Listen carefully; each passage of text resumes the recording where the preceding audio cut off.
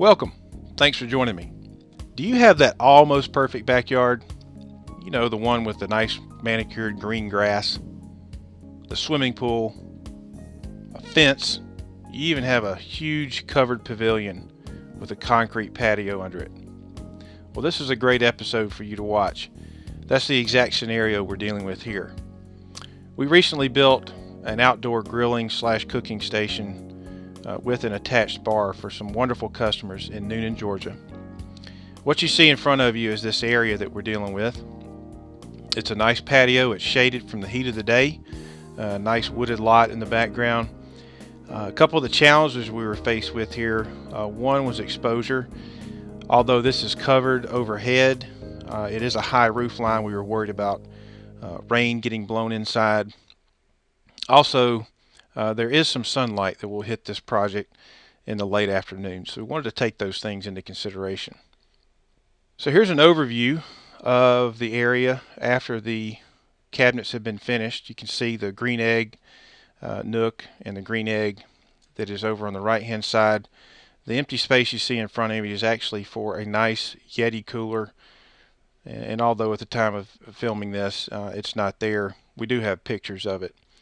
That was actually built specifically with that cooler in mind, and when the cooler top is closed, it acts as an extension of the countertop, so it gives you more serving space. As we walk around back, you can see that we have ample room for probably 4 guests to sit at the bar. We have some nice metal paneling on the back side, maintaining our rustic theme. We're concerned about knees and feet kicking this, so we actually added some extra supports behind those to prevent that from happening. The corbels we used are solid cherry blocks. The bar top itself is made from a really nice piece of quarter sawn white oak. I don't know if you can see in the video, but the rays in this piece are really beautiful. It is completely sealed, and it is finished with spar urethane, so it should hold up to the elements really well for many years. The countertops are made of granite and were installed by Mega Granite in Newnan, Georgia. Would highly recommend, if you do something like this, stay with a lighter color. Those darker colors will fade when sunlight hits them too much. I want to focus on our green egg nook. This was probably the most challenging part of our project. We knew that although it was covered straight overhead, that it would probably get some water on this corner, given how the storms are in the southeast. We always have wind accompanied with those. So we had an idea to incorporate something that granite countertops can do. You can see the high roof line there. If you've seen some countertops that actually have graduated drain lines that drain water back toward an undermount sink, that's sort of what we thought of here. And these lines that hopefully you can see in the video slope from front to back. Now it's important for these to work. You know, the cabinets have to be level because there's not much of a drop on these. It's just enough to get the water to run front to back. But there are 5 of these going from front to back. As I mentioned, they are graduated. And as we walk around, you'll notice on the back side of this granite plate, there's a channel that is cut perpendicular to, and you'll see in the middle, if you see that little white part, that is actually a 1/2 inch PVC pipe that has been siliconed in place. And the theory here is that as water collects, that water will drain back and collect in that pipe and run out. Now you'll have to make sure that you silicone the rest of the area to make sure that it's sealed off. And to demonstrate, we're going to run some water through a garden hose, trying to simulate the amount of water that may get in here, a worst case scenario.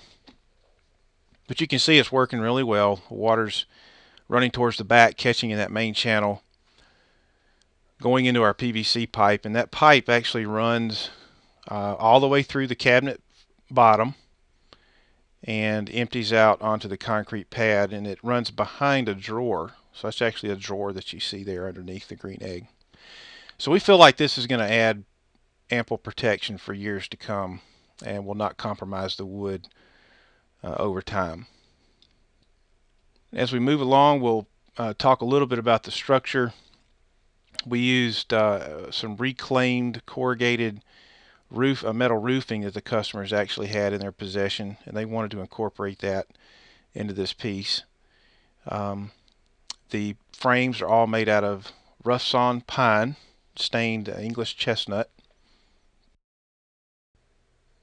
In addition to the English chestnut stain, we are going to use an exterior neutral base paint over the top of this.